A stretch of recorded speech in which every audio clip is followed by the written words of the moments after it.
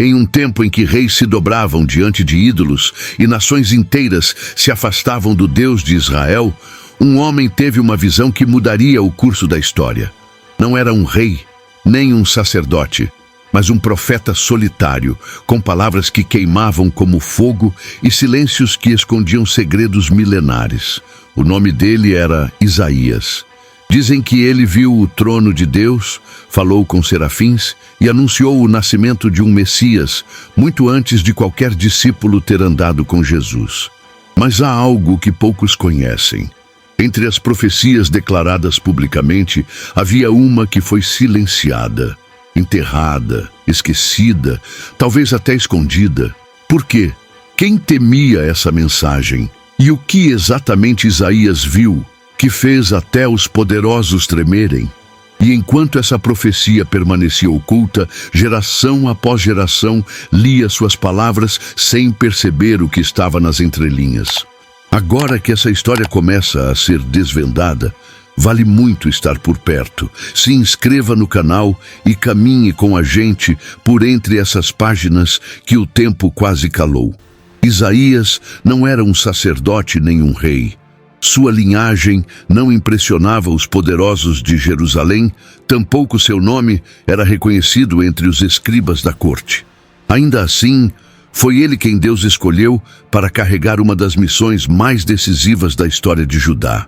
Em uma época em que os profetas competiam com adivinhos, astrólogos e falsos visionários, a voz de Isaías ecoaria como um trovão silencioso, desconcertando tanto o povo quanto os líderes que preferiam ouvir promessas de paz ao invés de advertências celestiais. Ele surge no cenário bíblico durante o reinado de Uzias, um período de aparente prosperidade, mas de decadência espiritual profunda. A vocação de Isaías não veio por meio de um chamado político, mas por uma experiência sobrenatural que redefiniria sua identidade para sempre. Enquanto muitos estavam ocupados com as festividades religiosas do templo, Isaías teve uma visão do trono de Deus. E ali compreendeu que seu papel não seria apenas anunciar palavras, mas carregar o peso da presença divina em meio a um povo insensível. Naquele tempo, ser profeta não era sinônimo de influência, mas de rejeição. O chamado que lhe foi dado não prometia conforto, mas coragem. A missão não era popular, mas necessária. E Isaías, mesmo sendo um homem comum, foi revestido de uma autoridade que desafiava a lógica humana. O mais surpreendente é que ele foi convocado para profetizar a uma geração que não ouviria. A mensagem que sairia dos seus lábios encontraria corações endurecidos, líderes obstinados e multidões entorpecidas pela religião sem arrependimento. Diferente de outros profetas que viam resultados imediatos, Isaías foi instruído a falar, mesmo sabendo que suas palavras seriam ignoradas, pois o julgamento divino já estava em curso. Em sua experiência pessoal, vemos um retrato de como Deus age. Escolhe pessoas improváveis para missões impossíveis, não para agradar os ouvintes, mas para cumprir propósitos eternos. Apesar da oposição, Isaías não recuou. Ao contrário, seu ministério se estendeu por décadas, atravessando os reinados de 4 reis de Judá. Ele se tornou um ponto de estabilidade profética em tempos de instabilidade política. Sua fidelidade à mensagem divina o tornou um espelho de coragem para gerações futuras. Enquanto os palácios se enchiam de conselheiros bajuladores, Isaías permanecia firme, falando o que precisava ser dito, mesmo que isso significasse seu isolamento. O chamado que recebeu naquele primeiro momento não foi apenas uma missão temporária, mas um selo que moldaria toda a sua vida. Essa introdução ao profeta nos leva a uma pergunta inevitável. Até que ponto estamos dispostos a obedecer ao chamado de Deus, mesmo quando sabemos que o caminho será solitário e árduo?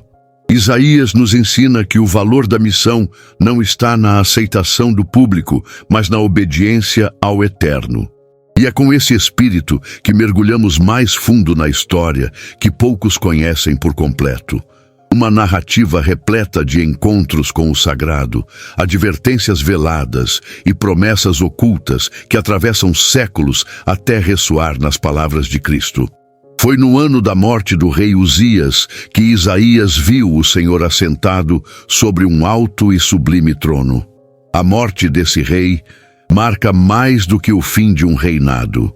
Representa o colapso de uma confiança nacional.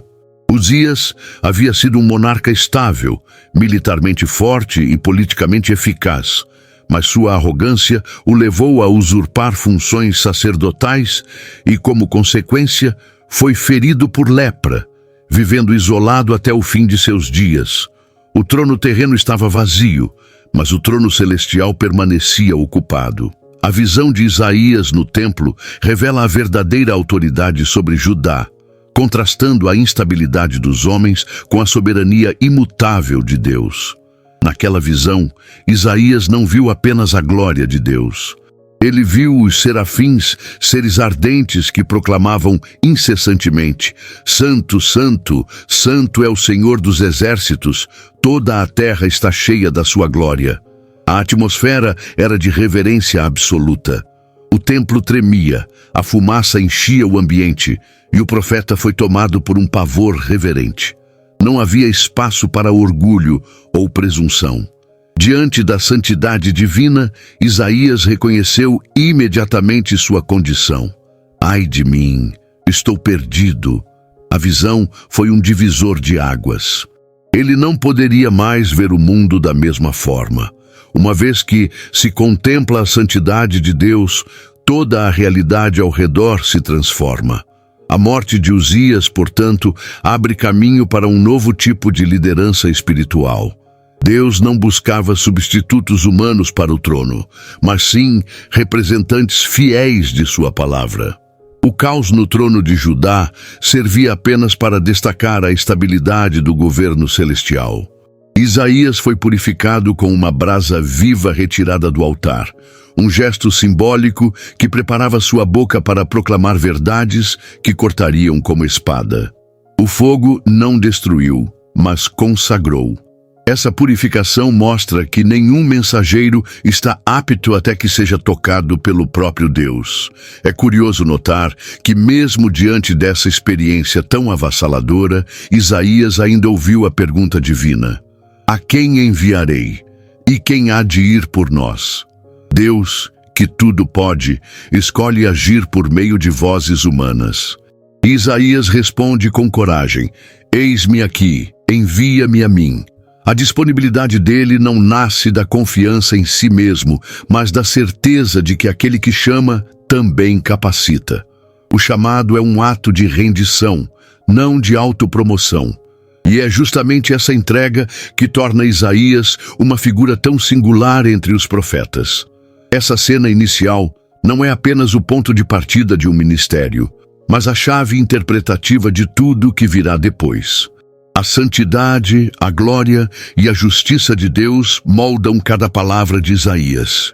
E à medida que o profeta caminha entre reis e exércitos, ele carrega consigo a memória viva daquele trono eterno. Nada do que ocorrerá em Judá, por mais assustador que seja, poderá abalar aquele que já viu o Senhor em sua majestade. Esse é o fundamento da autoridade profética que Isaías carrega pelos anos seguintes. A visão de Isaías não foi apenas de Deus entronizado, mas também dos serafins, criaturas que servem diretamente na presença divina. Seus rostos cobertos e pés escondidos demonstram reverência, enquanto suas vozes proclamam a santidade do Senhor. Esses seres não falam sobre poder, mas sobre pureza. Eles não estão em batalha, mas em adoração. É neste cenário que Isaías compreende que sua maior necessidade não é de poder, mas de purificação. O contraste entre sua impureza e a perfeição celestial o leva ao colapso interior. Ele não se compara com outros homens, mas com a glória de Deus, e isso o destrói. A brasa viva, trazida do altar por um dos serafins, toca seus lábios e sela sua transformação. O gesto não é apenas simbólico, ele comunica uma verdade essencial. Para falar por Deus, é preciso ser tocado por Ele. O altar representa o lugar de sacrifício, e o fogo simboliza purificação. Isaías é queimado por dentro não para ser punido, mas para ser consagrado. Antes da missão, vem o quebrantamento. A ordem dos eventos é clara e inegociável.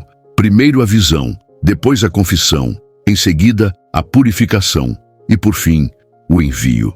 A missão profética nasce do encontro com o sagrado e não de uma ambição pessoal. Esse momento íntimo e dramático revela muito sobre a forma como Deus trabalha com seus escolhidos. Ele não utiliza os mais eloquentes ou influentes, mas os mais rendidos. Isaías não foi preparado com aulas de retórica ou treinamentos políticos. Ele foi transformado em silêncio, com um toque de fogo. A capacitação não veio de currículos ou títulos, mas da presença consumidora de Deus. O envio de Isaías não é uma promoção, é um peso, um fardo sagrado que ele carrega com temor. O mais intrigante nesse encontro com os serafins é que, mesmo em um ambiente de adoração perfeita, há um clamor por mensageiros. O céu busca vozes dispostas na terra. A pergunta que Deus faz não é dirigida a um grupo, mas lançada no espaço espiritual, aguardando resposta. A resposta de Isaías revela prontidão, mas também entrega. Ele não pergunta sobre o destino ou as consequências. Ele apenas se oferece. Essa postura revela o coração de alguém que foi profundamente transformado e, por isso, está disposto a ir onde muitos recusariam. Nesse cenário de glória, Isaías é escolhido não para proclamar bênçãos, mas para anunciar juízo. Ele é enviado não a uma audiência disposta, mas a um povo rebelde. Ainda assim, ele vai. Não porque seja forte, mas porque foi purificado. E esse detalhe é o que diferencia Isaías de tantos outros. Sua missão não nasce de desejo de glória, mas de um chamado que queimou sua alma com o fogo do altar. E é essa chama que ele levará consigo, mesmo quando o mundo ao redor mergulhar na escuridão. Antes de seguirmos, deixa eu te perguntar uma coisa. Se você estivesse no lugar de Isaías naquele templo, ouvindo aquela pergunta vinda do trono, quem há de ir por nós? Qual seria a sua resposta? Escreve aqui nos comentários, porque essa cena mexe com o íntimo de qualquer um que leva a fé a sério. Quero muito ler o que você diria. Quando Isaías reconhece seus lábios impuros, ele não está fazendo apenas uma confissão pessoal. Suas palavras revelam algo mais profundo. A corrupção das palavras era reflexo de uma nação inteira espiritualmente contaminada.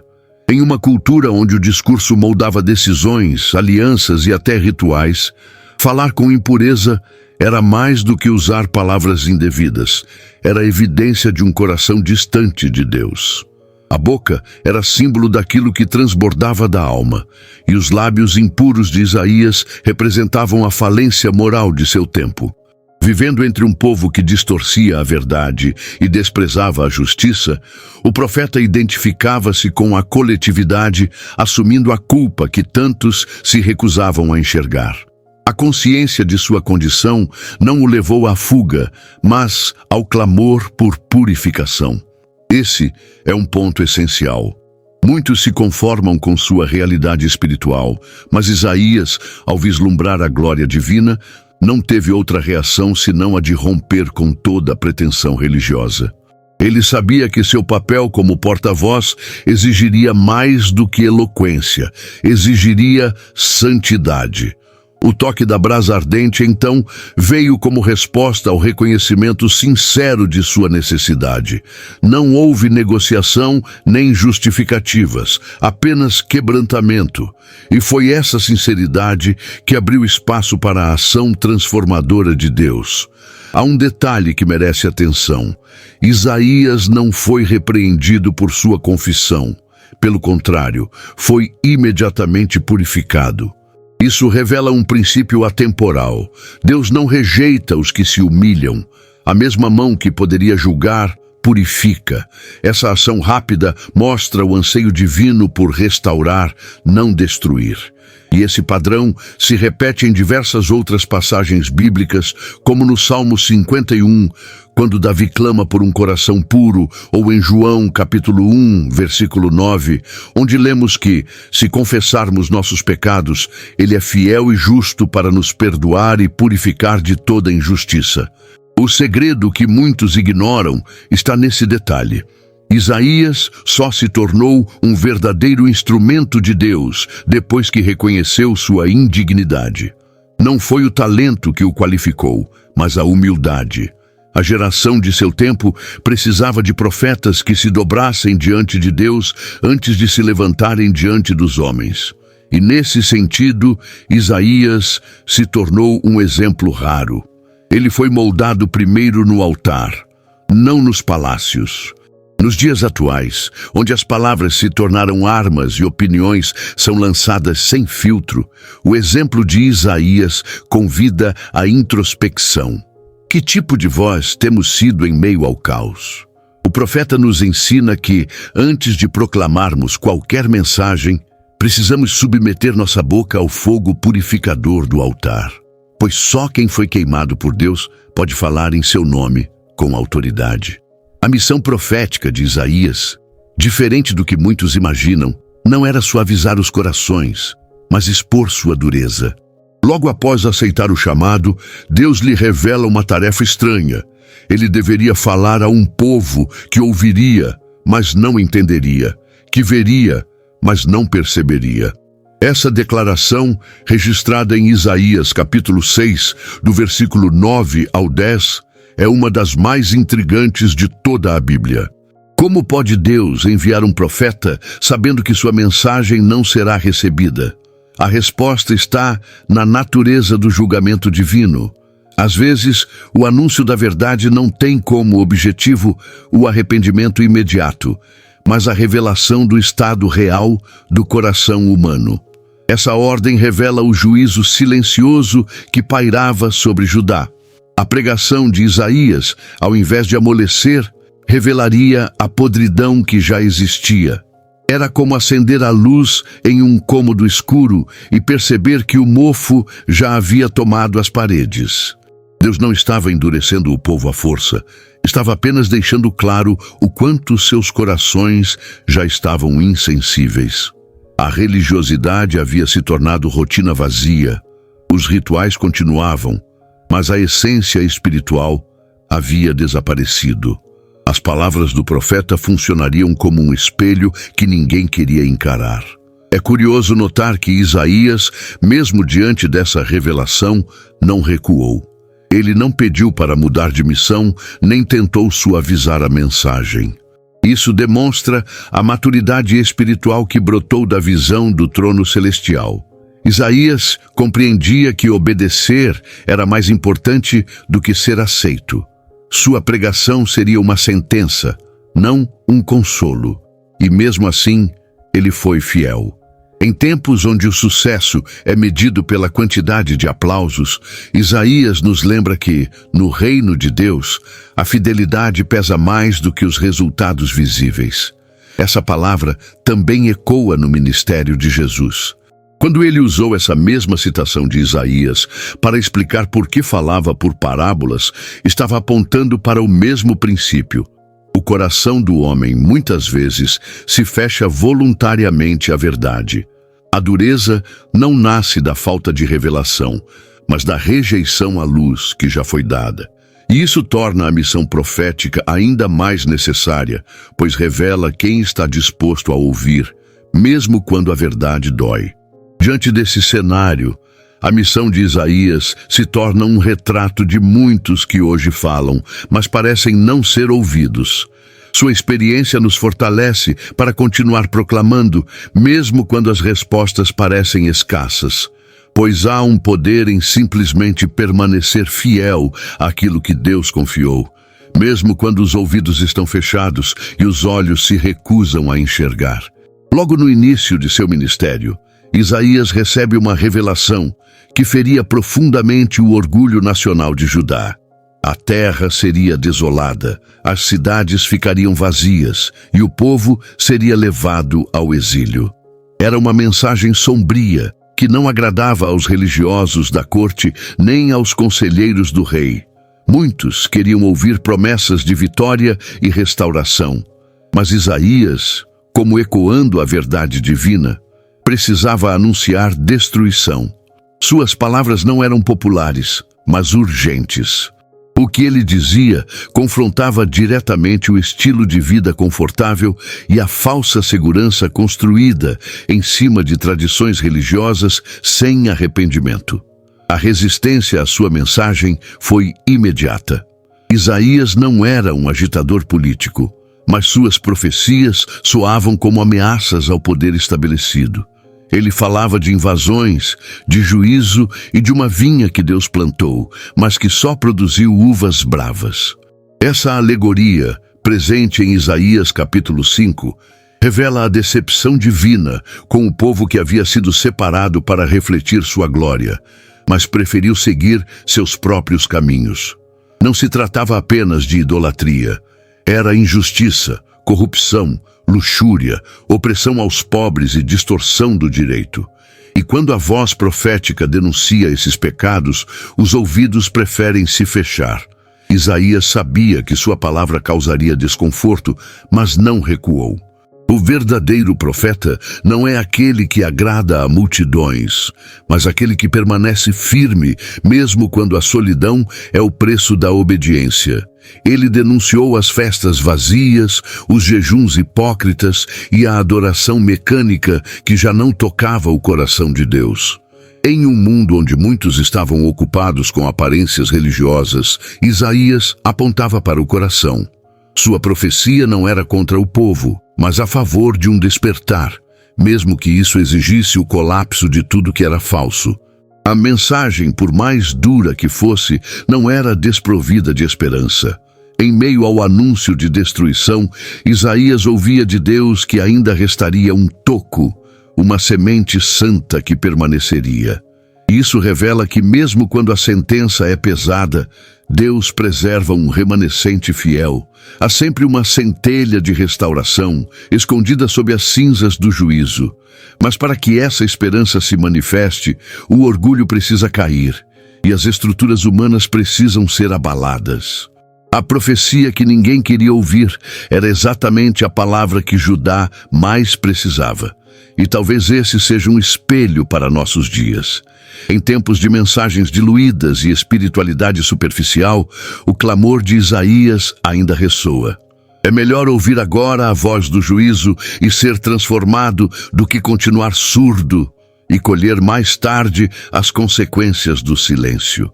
No auge da tensão política entre Judá e Israel e Síria, Isaías surge diante do rei Acaz com uma proposta inesperada: confiar em Deus ao invés de alianças militares. O rei, temendo ser destruído pelos inimigos do norte, considera se aliar à Síria, um império pagão e opressor. Nesse contexto, Isaías oferece um sinal divino: o nascimento de um menino. As palavras: "Eis que a virgem conceberá e dará à luz um filho, e chamará o seu nome Emanuel." Isaías capítulo 7, versículo 14. Não apenas anunciam um nascimento milagroso, mas apontam para uma realidade muito mais ampla. Deus presente em meio ao caos humano. Acaz, dominado pelo medo e pela incredulidade, recusa o sinal. A incredulidade do rei contrasta com a firmeza do profeta, que insiste: mesmo sem a permissão do trono terreno, Deus enviará um sinal do céu. Esse menino, chamado Emanuel, seria um lembrete vivo de que Deus não abandona seu povo, mesmo quando os reis falham. O nome Emanuel, que significa Deus conosco, não era apenas uma promessa messiânica futura, mas também uma repreensão ao presente. Acaz havia escolhido confiar nos homens, mas Deus havia decidido caminhar com os seus. O nascimento do menino, no tempo imediato, pode ter sido um sinal local, talvez uma criança nascida na casa real ou na linhagem de Davi, mas sua mensagem ecoa além daquele momento histórico. Isaías não está apenas tratando de política, mas de teologia. Ele mostra que o verdadeiro socorro não vem dos cavalos e carros de guerra, mas da presença divina que se manifesta na fragilidade humana. Um bebê seria o estandarte do livramento, e não uma aliança militar. Isso já era um escândalo para os padrões daquela época. Essa profecia, que mais tarde seria aplicada ao nascimento de Jesus no Evangelho de Mateus, capítulo 1, versículo 23, é uma das pontes mais impressionantes entre o Antigo e o Novo Testamento.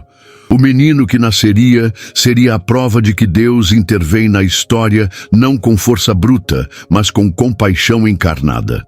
A vinda do Emanuel é um marco silencioso, mas revolucionário. Um novo tempo nasceria com ele. Enquanto Acaz confiava em impérios, Isaías plantava sementes de esperança com palavras. O sinal do menino nos convida a olhar para o improvável como fonte de redenção. Onde o mundo vê fraqueza, Deus revela poder. E é nesse contraste que a história de Isaías começa a tomar contornos que ultrapassam seu próprio tempo, preparando o cenário para promessas que ainda iriam se cumprir em plenitude. A missão de Isaías não o manteve apenas nas praças públicas ou nos pátios do templo. Ela o levou diretamente às cortes reais. O profeta se viu frequentemente diante de reis que preferiam ouvir bajuladores do que mensageiros de Deus. Acaz, por exemplo, desprezou a instrução divina para buscar proteção política, o que resultou em consequências severas. Já Ezequias, mais tarde, enfrentaria dilemas semelhantes, especialmente quando o poderoso exército da Assíria cercou Jerusalém. Nessas situações, Isaías não se intimidava com coroas nem com lanças. Ele falava com a mesma autoridade com que viu o trono celestial.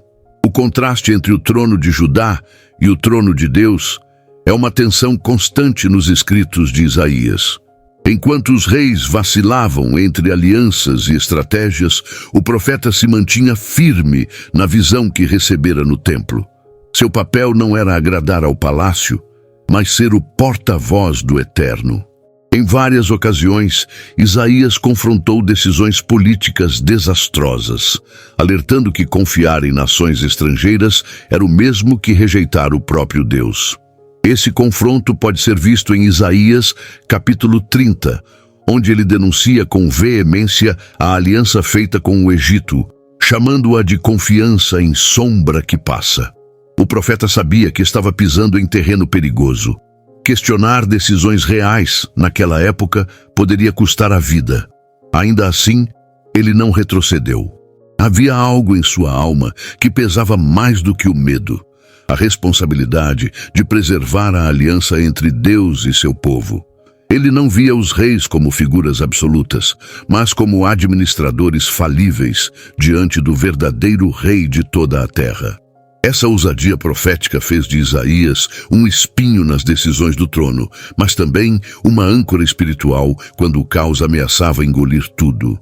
Quando Senaqueribe, rei da Assíria, marchou contra Jerusalém, foi a palavra de Isaías que fortaleceu o coração de Ezequias. O profeta declarou que Deus defenderia a cidade e que o inimigo não entraria ali. Contra toda lógica militar, a profecia se cumpriu. Um anjo do Senhor feriu o exército assírio e Jerusalém foi poupada. Essa intervenção está registrada em Isaías, capítulo 37, e serve como um lembrete dramático de que a obediência ao profeta pode reverter até o cenário mais sombrio. Isaías enfrentou reis, mas nunca com arrogância. Ele sabia que sua autoridade vinha do céu, não de si mesmo. Sua ousadia era fruto de um coração rendido, não de vaidade pessoal, e por isso, mesmo entre os tronos instáveis da terra, ele permaneceu inabalável. O profeta que viu o Senhor exaltado acima de todos os reinos, jamais se curvaria diante das vaidades do poder humano. A presença do Império Assírio pairava sobre Judá como uma sombra ameaçadora. Os relatos de suas campanhas militares eram marcados por crueldade, destruição e terror psicológico. Cidades eram arrasadas, populações deportadas, e reis que resistiam eram humilhados publicamente. Era natural que os líderes de Judá temessem esse inimigo colossal. Mas enquanto o pânico se espalhava, Isaías permanecia calmo. Ele sabia que nenhuma força humana podia prevalecer contra a vontade do Deus de Israel.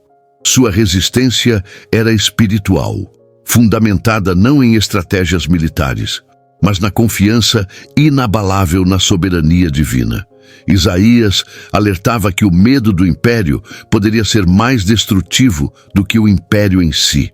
O problema não estava apenas nas forças externas, mas na fragilidade interna. Judá estava dividido entre a fé e a política, entre o altar e o trono, entre a confiança em Deus e a dependência de alianças estrangeiras. O profeta denunciava esse coração dividido com veemência. Em Isaías capítulo 8, ele afirma: "Não chameis conspiração a tudo quanto este povo chama conspiração. Ao Senhor dos exércitos, a Ele santificai." Em outras palavras, Isaías chamava o povo a temer a Deus e não aos homens. Essa mensagem era como um grito de lucidez em meio à histeria coletiva. Enquanto os conselheiros do rei se reuniam para planejar acordos diplomáticos, Isaías se retirava para ouvir a voz do Senhor. Ele sabia que uma guerra espiritual se travava nos bastidores da história. O verdadeiro inimigo não era apenas a Assíria, mas a incredulidade que paralisava a nação.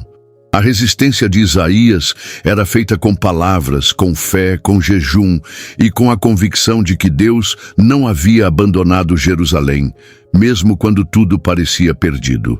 O momento mais emblemático dessa resistência foi a invasão de Senaqueribe. As ameaças do Rabsaqué, comandante assírio, ecoaram como flechas contra a fé de Judá. Mas Isaías se manteve firme. Ele enviou uma mensagem ao rei Ezequias garantindo que o invasor não teria êxito. E como mencionado em Isaías capítulo 37, na noite seguinte, o exército assírio foi destruído de forma sobrenatural. Esse episódio não apenas salvou a cidade, mas solidificou o papel de Isaías como guardião da fé em tempos de desespero. O que aprendemos com essa resistência é que o medo pode nos fazer tomar decisões que nos afastam de Deus. Isaías nos desafia a confiar, mesmo quando tudo ao redor nos diz para ceder. Em tempos onde gigantes modernos ameaçam nossa paz, a postura do profeta permanece atual. É possível resistir, não com força humana, mas com uma fé que não se dobra diante das pressões da história. A superfície da profecia de Isaías é muitas vezes coberta por palavras duras de condenação, mas por trás de cada sentença há camadas ocultas de esperança e redenção. O profeta não era um anunciador de calamidades por prazer, mas um cirurgião da alma nacional. Suas palavras eram bisturis espirituais, cortavam profundo, mas com o objetivo de curar. A denúncia era severa, mas nunca vazia. Em Isaías capítulo 1, por exemplo, logo após condenar a hipocrisia religiosa do povo, ele estende um convite surpreendente. Vinde e arrazoemos, ainda que os vossos pecados sejam como a escarlata, se tornarão brancos como a neve. A justiça divina, embora firme, não anulava a misericórdia. Essa tensão entre juízo e graça é um dos traços mais profundos de sua mensagem. Quando Isaías falava sobre a vinha infrutífera, não estava apenas descrevendo o fracasso de uma geração, mas lamentando a ausência de frutos onde houve tanto investimento divino. A tristeza de Deus era quase palpável nas palavras do profeta.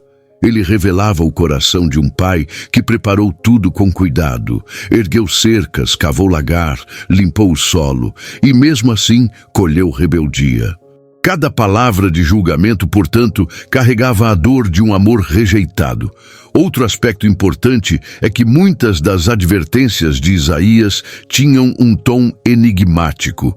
Suas mensagens frequentemente misturavam o presente com o futuro, o imediato com o escatológico. O profeta via além dos muros de Jerusalém. Ele enxergava as implicações espirituais por trás dos eventos políticos, e suas palavras, muitas vezes incompreendidas no momento, só fariam sentido décadas ou séculos depois. Isaías falava ao seu tempo, mas também ao nosso. Havia uma mensagem oculta nas entrelinhas, algo que apenas corações sensíveis poderiam captar. Um exemplo claro disso está em Isaías capítulo 11, onde o profeta fala do renovo do tronco de Jessé.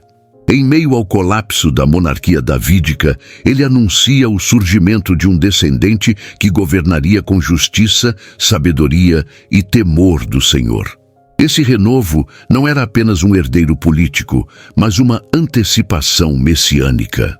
A mesma boca que anunciou juízo contra os reis de Judá também profetizou a chegada de um rei perfeito, o Messias. Isso mostra que Isaías não apenas destrói, mas planta promessas no solo queimado pelo pecado. A leitura atenta de suas palavras nos ensina a buscar os tesouros escondidos, mesmo nos textos mais áridos. A mensagem de Isaías exige mais do que entendimento intelectual. Requer discernimento espiritual. Pois enquanto o mundo ouve apenas castigo, os que têm ouvidos abertos pela fé conseguem perceber a melodia da graça tocando por trás do trovão do julgamento. Entre todas as profecias de Isaías, nenhuma é tão comovente e enigmática quanto a que descreve o servo do Senhor. Em um conjunto de poemas conhecidos como os Cânticos do Servo, Isaías apresenta uma figura que, embora rejeitada, será instrumento de salvação. O ápice desse mistério aparece em Isaías capítulo 53, onde ele descreve alguém que seria desprezado, traspassado pelas nossas transgressões e moído pelas nossas iniquidades. Mas o mais surpreendente é que esse sofrimento não seria acidental. Ele seria voluntário e redentor. A imagem do servo não se encaixava nas expectativas da época. Os judeus aguardavam um Messias guerreiro que libertasse Israel por meio da espada. Isaías, no entanto, desenhava um perfil completamente oposto. Um homem de dores, familiarizado com o sofrimento, que não abriria a boca diante de seus opressores. Essa figura causava desconforto. Como poderia o ungido de Deus ser tratado como criminoso? Como entender que por meio de suas feridas viria a cura? O profeta estava, mais uma vez, à frente de seu tempo, anunciando um plano divino que só seria plenamente compreendido séculos depois. A profundidade desse cântico ultrapassa qualquer explicação teológica simples. Ele não é apenas uma descrição de sofrimento, é uma anatomia da redenção. O servo leva sobre si o peso do pecado coletivo. Ele não sofre apenas por si, mas em lugar de outros. Há uma substituição silenciosa, um tipo de transação espiritual ocorrendo diante dos olhos do mundo, mas percebida apenas por aqueles que têm fé. Essa dimensão do sacrifício, que se tornaria central no Novo Testamento, tem sua semente plantada nesse capítulo extraordinário. Quando os evangelistas narram a paixão de Cristo, é impossível não ver Isaías capítulo 53 como pano de fundo. Cada detalhe, desde o silêncio de Jesus diante dos tribunais até sua crucificação ao lado de malfeitores, ecoa as palavras do profeta. Pedro, em sua primeira carta, capítulo 2, versículo 24, afirma que Jesus levou em seu corpo os nossos pecados sobre o madeiro, usando exatamente a linguagem de Isaías. Isso revela que a mensagem do servo atravessa o tempo, conectando a antiga esperança com a nova aliança. O canto do servo sofredor nos convida a rever nosso entendimento sobre poder, vitória e redenção. A glória não está na força bruta, mas no amor que se sacrifica. O mistério da cruz já pulsava nas palavras do profeta como uma melodia oculta, esperando o tempo certo para ser plenamente ouvida. E quando finalmente ecoou do Calvário, o mundo nunca mais foi o mesmo. Mesmo nos capítulos mais escuros de sua profecia, Isaías sempre deixou rastros de esperança. Ele sabia que após o julgamento viria o renovo. Quando descrevia a terra desolada, os portões destruídos e os montes calcinados, ele nunca perdia de vista a fidelidade de Deus em preservar um remanescente. A esperança não era um otimismo superficial, mas uma certeza enraizada na aliança eterna. No meio da destruição, Isaías enxergava a reconstrução. Em meio ao exílio, vislumbrava retorno. Sua fé não era cega, era profética. Essa visão aparece com força em Isaías capítulo 40, onde a voz clama no deserto: preparai o caminho do Senhor, endireitai no ermo vereda a nosso Deus. Após páginas e páginas de juízo, essa mudança de tom é como uma lufada de ar puro. O profeta não apenas transmite consolo, mas promete a revelação da glória do Senhor. A promessa não é mais apenas para um povo em sofrimento, mas para todas as nações. Algo grandioso está por vir. Algo que fará os vales se levantarem e os montes se abaixarem. A restauração não será apenas política, mas cósmica. Isaías não esperava apenas uma volta do exílio babilônico. Ele via algo maior. O consolo prometido transcendia os eventos imediatos. Era uma preparação para a vinda do Messias, aquele que viria não apenas libertar, mas habitar entre os homens. A voz no deserto, posteriormente associada a João Batista, aponta para esse movimento de Deus em direção à humanidade. A glória que se manifestaria não seria apenas uma luz sobre Jerusalém, mas um raio que atravessaria a escuridão de toda a terra. Outro aspecto tocante é o modo como Isaías descreve a ternura de Deus nesse processo. Ele fala de um pastor que apacenta seu rebanho, que recolhe os cordeirinhos nos braços e os leva junto ao peito. Essa imagem tão carinhosa mostra que o Deus que julga também consola. O mesmo Deus que derruba orgulhosos levanta os abatidos com gentileza. Há uma doçura escondida na firmeza divina. A disciplina não exclui o cuidado. O exílio não elimina o amor. Essa promessa escondida em meio à desolação é um lembrete de que Deus nunca encerra uma história em ruína. Com ele, os escombros sempre podem se tornar fundações. Isaías nos ensina a ler os tempos difíceis com olhos proféticos, enxergando não apenas o que se perdeu, mas o que está prestes a nascer. Pois, mesmo no silêncio do deserto, a promessa segue viva, esperando ser ouvida. Ezequias foi um dos reis mais piedosos de Judá, conhecido por restaurar o culto ao Senhor e resistir à opressão assíria com a ajuda das palavras firmes de Isaías. No entanto, nos bastidores dessa história de fé, houve um episódio obscuro que revelou uma rachadura preocupante no coração do rei.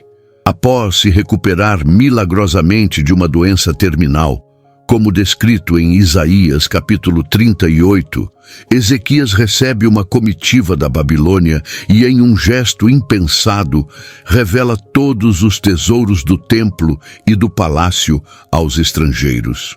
Isaías não fala imediatamente, mas seu silêncio nesse momento inicial é revelador. O profeta observava atentamente o desenrolar de uma traição não militar, mas espiritual. O erro de Ezequias não foi apenas político. Ele falhou no discernimento espiritual. A exibição dos tesouros sagrados ao inimigo oculto demonstrava vaidade, autoconfiança e uma perigosa exposição daquilo que deveria permanecer consagrado. Isaías só se manifesta depois, e suas palavras são cortantes. Anuncia que tudo o que foi mostrado será levado para a Babilônia, inclusive os descendentes do rei. Essa profecia, registrada em Isaías, capítulo 39, não é apenas um castigo, mas uma sentença reveladora. O juízo viria não pela guerra, mas pela soberba. O silêncio inicial de Isaías pode ser interpretado como um lamento. Um profeta que acompanhou com tanta dedicação a vida de Ezequias, vendo-o buscar ao Senhor e presenciar livramentos sobrenaturais, agora se depara com um rei que, ao invés de glorificar a Deus, glorifica suas posses. É um silêncio carregado de tristeza e decepção. Talvez o profeta soubesse que nenhuma palavra poderia reverter aquele momento. Algumas quedas são tão profundas que a única resposta possível é aguardar as consequências. Ezequias, ao ouvir a sentença, reage com uma resignação perturbadora. Ele diz que a palavra do Senhor é boa, pois a paz permanecerá nos seus dias. Essa resposta, ao invés de arrependimento, soa como indiferença. Isaías não comenta mais nada. A cena termina abruptamente, deixando o leitor com um desconforto profundo. O rei piedoso termina sua jornada com uma atitude egoísta, e o profeta permanece em silêncio. É como se ambos soubessem que algo havia se quebrado. Uma aliança de confiança que não seria mais a mesma. Este episódio nos alerta sobre os perigos da autossuficiência espiritual. Mesmo após grandes vitórias, há riscos sutis que podem nos desviar. O silêncio de Isaías ecoa como um lamento pelos que começaram bem, mas se perderam no caminho.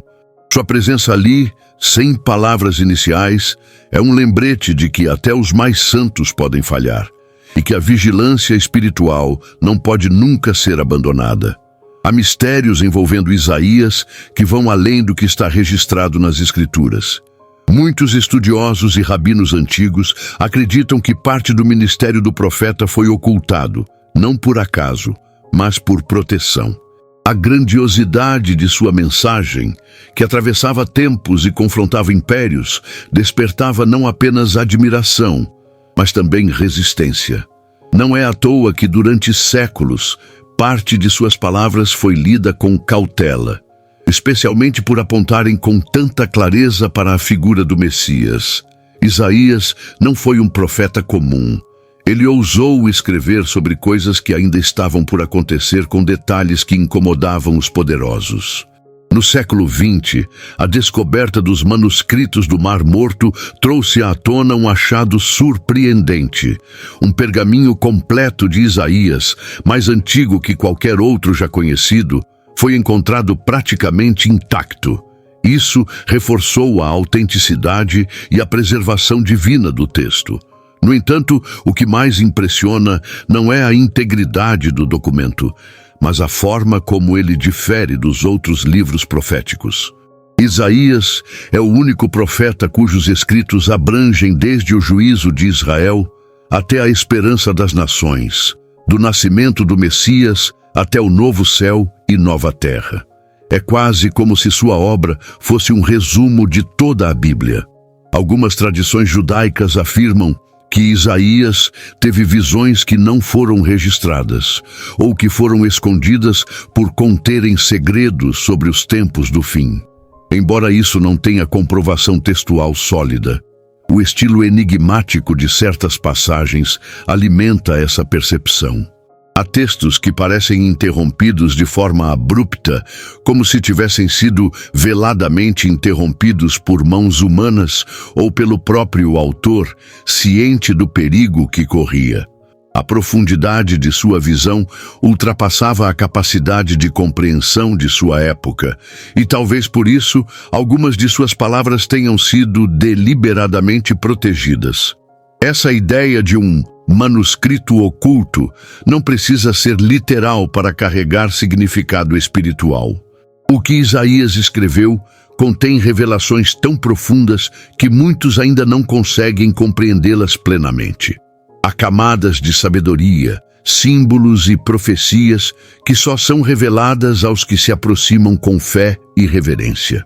Em Isaías capítulo 29, versículo 11, o profeta já fazia uma crítica ao povo que tratava a palavra de Deus como um livro selado, cheio de letras, mas sem vida. O verdadeiro ocultamento não está nos pergaminhos, mas nos corações fechados. O que foi perdido, ocultado ou velado, talvez ainda esteja para ser revelado no tempo certo. A história de Isaías, mesmo registrada com detalhes, ainda carrega um véu de mistério. E talvez esse mistério faça parte da beleza de sua missão. Não entregar todas as respostas de imediato, mas provocar um anseio profundo por algo maior, por uma revelação que só o Espírito pode desvendar. A imagem do pergaminho selado aparece em diversas passagens bíblicas como símbolo de revelações que ainda não podem ser compreendidas plenamente. No livro de Isaías, essa figura surge de maneira sutil, mas poderosa. Em Isaías capítulo 29, o profeta fala de um livro entregue a alguém que sabe ler, mas que não pode decifrar porque está selado. Essa metáfora revela uma geração que tem acesso às palavras de Deus, mas não tem discernimento espiritual para compreendê-las. O pergaminho está diante de todos, mas poucos têm olhos para enxergar o que está realmente escrito. Selar um pergaminho na cultura antiga significava proteger algo de grande valor, algo destinado a ser revelado apenas no tempo apropriado. O conteúdo era sagrado e sua leitura dependia de autoridade e pureza. Isaías, com sua sensibilidade profética, percebe que muitas verdades de Deus não são compreendidas por causa da dureza dos corações. Não se trata de falta de acesso à informação, mas de cegueira espiritual. A geração de seu tempo ouvia, mas não entendia, via, mas não percebia, como já havia sido dito desde seu chamado. Esse tema do selo reaparece de forma contundente no Apocalipse, onde João vê um livro selado com 7 selos que ninguém podia abrir, exceto o Cordeiro. Apocalipse capítulo 5, versículo 5. A conexão é clara.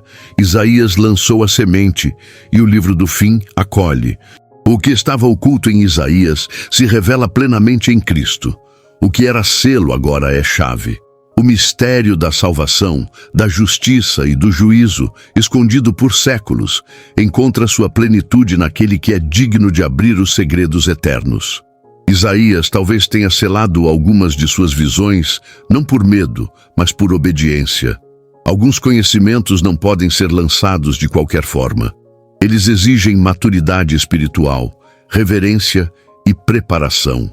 O profeta sabia que certas palavras, se divulgadas fora do tempo, poderiam ser mal interpretadas ou distorcidas. Por isso, o selo é também um gesto de sabedoria, um compromisso com o tempo divino, não com a curiosidade humana. Esse momento simbólico do pergaminho selado nos convida à paciência profética. Nem tudo que Deus revela é para o agora. Algumas promessas, visões e palavras só se abrem com o amadurecimento da fé. Isaías nos ensina que há beleza em esperar pelo tempo certo da revelação e que até lá cabe a nós guardar com zelo o que já nos foi confiado. Entre as palavras mais conhecidas de Isaías está a que anuncia uma voz clamando no deserto, preparando o caminho do Senhor. No capítulo 40, versículo 3, essa imagem surge como uma promessa de restauração, mas também como um chamado à preparação espiritual. O deserto, na simbologia bíblica, representa solidão, transição e purificação. É nesse lugar árido que a mensagem começa a ser anunciada, longe dos palácios e das multidões. O mensageiro não surge no templo, mas no ermo, e é nesse silêncio seco que começa a ecoar o anúncio da chegada do rei. Séculos depois, essa profecia ganharia carne e voz, na figura de João Batista, que aparece exatamente como Isaías predisse.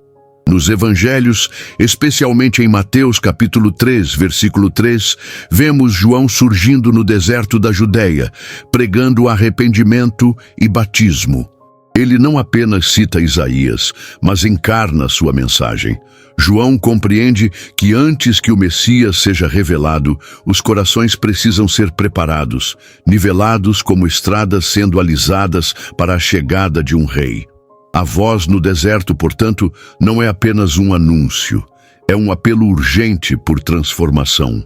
Isaías antevê não apenas o mensageiro, mas o próprio conteúdo de sua proclamação. O capítulo 40 anuncia que toda a carne verá a glória do Senhor. Essa não é uma mensagem local, limitada a Judá. É um chamado universal, antecipando a obra do Messias como luz para os gentios. João Batista, ao citar Isaías, estava apontando para essa ampliação da aliança divina. O Messias viria não apenas para restaurar Israel, mas para trazer salvação às nações. O deserto, nesse caso, torna-se o palco de uma revolução espiritual silenciosa, onde a esperança começa a brotar entre pedras e areias. A beleza dessa imagem é que mesmo em um lugar onde nada floresce, Deus faz sua voz ser ouvida.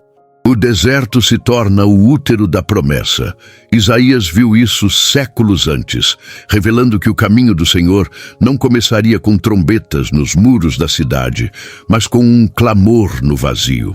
Isso revela algo profundo sobre o modo como Deus age.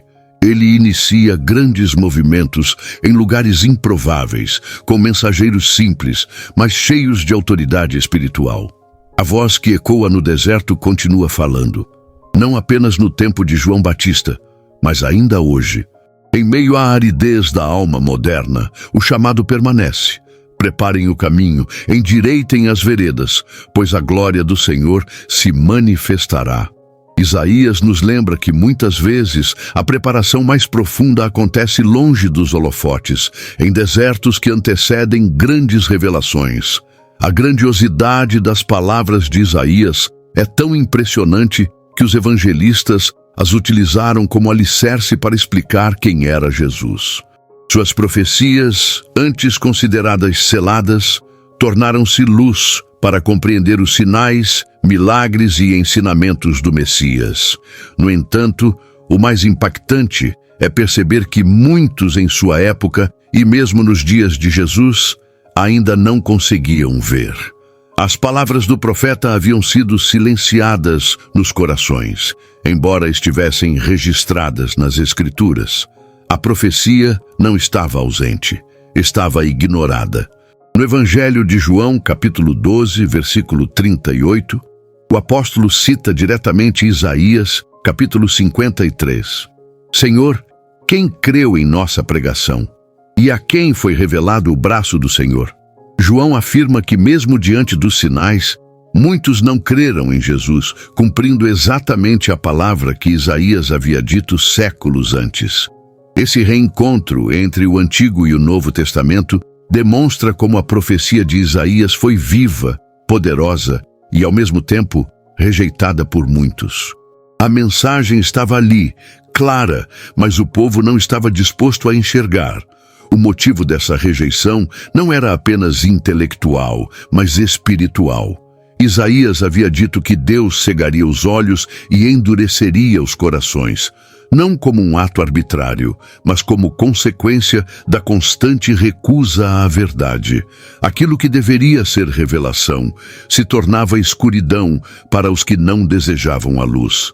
Os evangelistas entenderam isso e viram em Jesus o cumprimento de cada linha velada pelo tempo. A profecia foi silenciada por corações endurecidos, não por ausência de voz. Essa reativação das palavras de Isaías nos evangelhos também revela o profundo respeito que os autores do Novo Testamento tinham por ele. Mateus, Marcos, Lucas e João voltam a Isaías repetidamente, não apenas para justificar eventos, mas para iluminar o propósito eterno por trás deles. É como se Isaías fosse um farol escondido, cuja luz só poderia ser percebida por aqueles que se aproximassem com olhos da fé. Suas palavras, antes ignoradas por reis e sacerdotes, agora ganhavam vida nas palavras do próprio Cristo. O silêncio que pairou sobre suas profecias por séculos foi finalmente rompido pelo som dos passos de Jesus. O servo sofredor, o Emanuel, o renovo de Jessé, a luz das nações, todas essas imagens se tornaram reais. E mais do que isso, tornaram-se experiência. A profecia que foi silenciada pelo orgulho religioso reapareceu como voz viva nos lábios do Salvador. Isaías, portanto, não foi apenas um profeta do passado. Ele foi um evangelista disfarçado, falando de um Messias que muitos ainda estavam por conhecer.